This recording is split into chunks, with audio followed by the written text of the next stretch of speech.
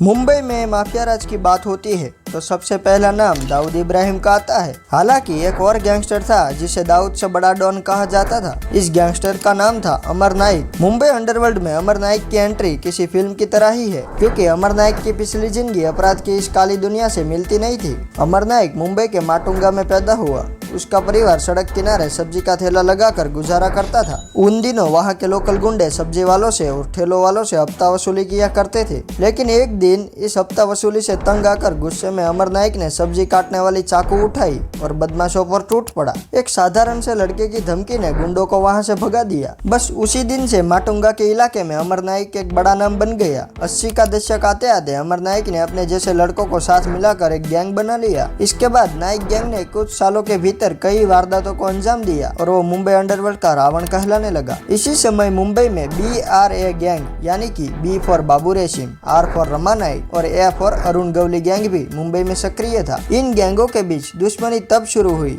जब अमर के छोटे भाई अश्विन नाइक को किडनैप कर लिया गया। हालांकि अश्विन नाइक किडनैपर्स को चकमा देकर वहां से बच निकला था, लेकिन अमर को अच्छी तरह से पता था कि इस काम के पीछे गवली गैंग का हाथ है। धीरे धीरे अमर ने पूरे दादर में अपनी पकड़ बना ली। अब उसका सीधा मुकाबला अरुण गवली गैंग से था, लेकिन अमर की गैंग के पास साधनों और हथियारों की कमी थी, तो अमर ने राम भट्ट नाम के वहां के गैंगस्टर से हाथ मिला लिया। 1985 आते आते अमर नाइक गैंग मुंबई का सबसे बड़ा गैंग बन चुका था। अब आलजी पालजी नाम के कुख्यात हत्यारे अमर के लिए काम किया करते थे। अमर की पहुंच इतनी बड़ी हो गई थी कि उसे श्रीलंका देश से हथियार मिलने लगे थे। हथियार के मामले में वो इतना जागरूक था कि वो विश्व की सबसे अच्छी ब्लॉक पिस्तौल इस्तेमाल करता था। इसी वो 2 पिस्तौल अपने पास हमेशा रखता था। अमर के पास 5 पासपोर्ट थे। जब भी वो घूमने जाता था तो वो 3 टिकट अलग अलग नाम से बुक किया करता था। अमर ने पुणे, पनवेल और दादर में बहुत जमीनें खरीद ली थी। पुलिस को आज तक अमर की जमीनों के बारे में जानकारी नहीं है। पुलिस का कहना था अरुण गवली को अरेस्ट करना आसान है, डी कंपनी के लोगों को पकड़ा जा सकता है, लेकिन अमर को पकड़ना नामुमकिन था, क्योंकि वो भेष बदलने में माहिर था। वो हमेशा अकेला रहता था। वो किसी को बताए बिना ही कहीं आता जाता था। इसी बातों से ही आप अंदाजा लगा सकते हैं कि अमर नाइक कितना शातिर डॉन था। जब अमर नाइक काली कमाई को जमीन की खरीदी में लगा रहा था,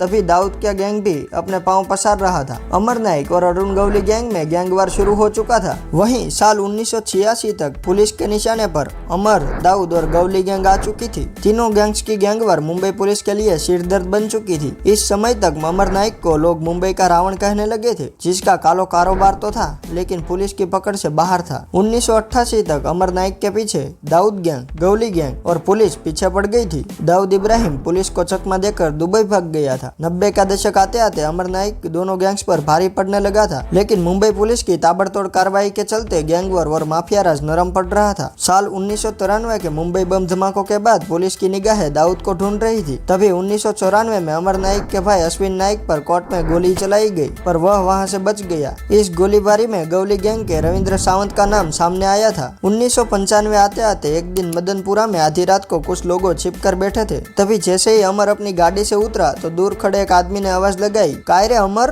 तू इत्थे?" जैसे ही अमर ने वहां देखा तो छिप कर बैठे लोगों ने उस पर गोलियां चलाई। मदनपुरा में आधी रात को छिप कर बैठे लोग और कोई नहीं बल्कि एनकाउंटर स्पेशलिस्ट विजय सालस्कर और उनके साथी थे, और इस तरह सालस्कर ने रावण का वध कर दिया। गैंगस्टर अमर नाइक पर दर्जनों मुकदमे दर्ज थे, जिनमें हत्या की कोशिश, रंगदारी और जबरन वसूली जैसे संगीन मामले भी शामिल थे। ऐसे ही फैक्ट्स जानने के लिए वीडियो को लाइक करें और चैनल को सब्सक्राइब करें।